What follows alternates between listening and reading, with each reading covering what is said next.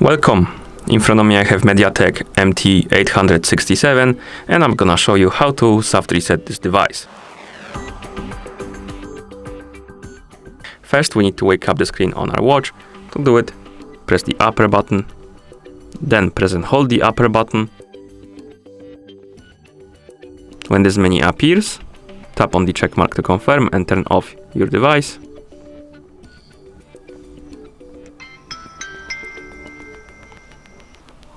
After the device turns off, wait a couple of seconds and then turn it back on by pressing and holding the upper button.